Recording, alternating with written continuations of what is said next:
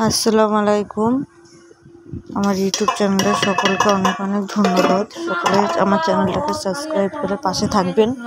আমি এখানে গ্রামের পদ্ধতিতে গরুর মাংস রান্না করেছি। আপনারাও আমার মতো এরকমভাবে মাংসটা রান্না করবেন।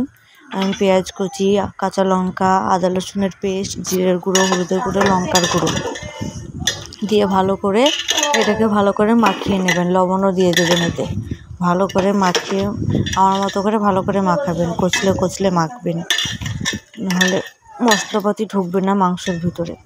ভালো করে মাখিয়ে এটাকে আপনি 5 মিনিট মতো রাখা দিয়ে দেবেন, ঢেকে রাখবেন। আমি এখানে ঢেকে রেখেছি। আমি এখানে কড়াই গরম হয়ে গেলে কড়াইতে তেল দিয়ে দেবো। সর্ষের তেল ইউজ করেছি আমি। সর্ষের তেল ইউজ করলেই ভালো হয়, সাদা তেলে ক্ষতি, সেটা সবাই বোঝে না। ভালো করে আপনারাও কষিয়ে নেবেন, নাড়াচাড়া করে ভালো করে মাংসটাকে কষানো হয়ে যাবে। দেখেন আমি যেভাবে কষাচ্ছি এরকমভাবে কষাবেন আপনারাও। ভালো করে নেড়ে চেড়ে কষিয়ে নিতে হবে।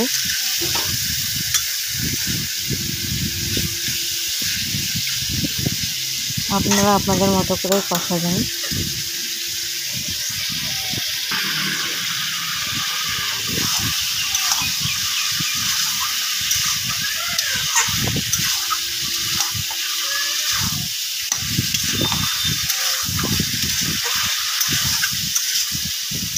আমি এখানে ভালোভাবে কষিয়ে নিচ্ছি।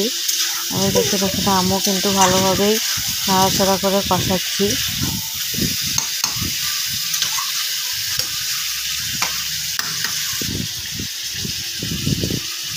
আমি এখানে সামান্য একটু পানি দিয়ে দিলাম, দিয়ে আমি ঢেকে রাখলাম। দেখুন আমি কিন্তু 5 মিনিট পর ঢাকনাটা 5 মিনিট কি 2-3 মিনিট হবে, এরকম পর আমি ঢাকনাটা তুলে আবার এটাকে ভালো করে কষিয়ে নেব।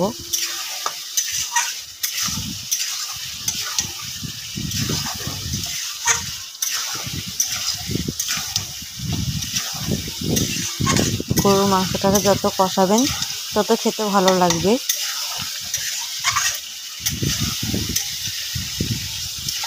আমি এখানে তেল মশলা কমই ইউজ করেছি, কারণ তোমাদের দাদাভাই বেশি মশলা খেতে ভালোবাসে না।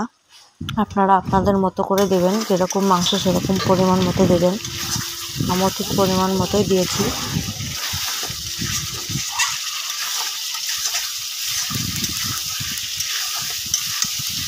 দেখুন তেল বেরিয়ে গেছে মাংস থেকে। ভালো করে কষিয়ে দেওয়ার পর আপনারাও ভালো করে আমার মতো করে কষিয়ে নেবেন।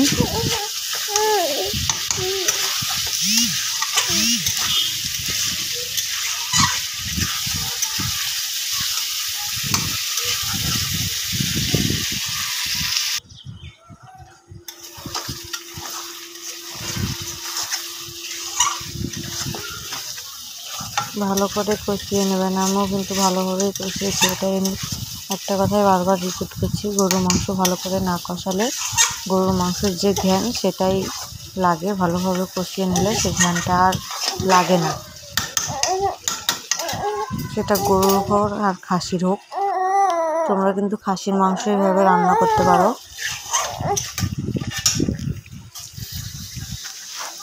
এখানে আমি জল দিয়ে দিয়েছি।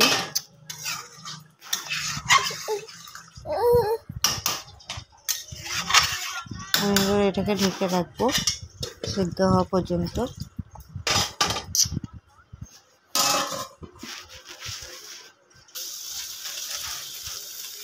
আমি এখানে আমি গরম মশলার গুঁড়ো দিয়ে দিয়েছি সামান্য পরিমাণ মতো একটু। আমার ফোনের ক্যামেরার জন্য বোঝা যাচ্ছে না। আমি এখানে মেয়েদের সেন্টার থেকে 2টো ডিম ছিল, সেই ডিম দুটো আমি ভেজে মাংসের মধ্যে দিয়ে দিয়েছি, কারণ সেটা অন টাইম হয়ে গেছিলো। সকালে যেহেতু ডিম সিদ্ধ হয়, কিন্তু আমরা খেয়েছিলাম, ওর জন্য আর ডিম সিদ্ধ মেয়ে খেতে চায়নি। ওর জন্য কী করবো, ওর জন্য ডিম দুটো ভেজে মাংসের মধ্যে দিয়ে দিয়েছিলাম।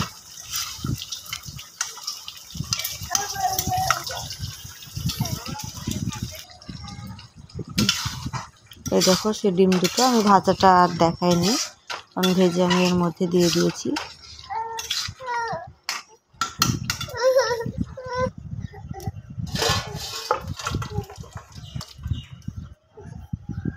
দেখো লাল লাল ঝোল ঝোল হয়েছে একবারে। ক্যামেরার জন্য ভালো বোঝা যাচ্ছে না, তোমরা একটু প্লিজ মানিয়ে নিও আর পাশে থেকো।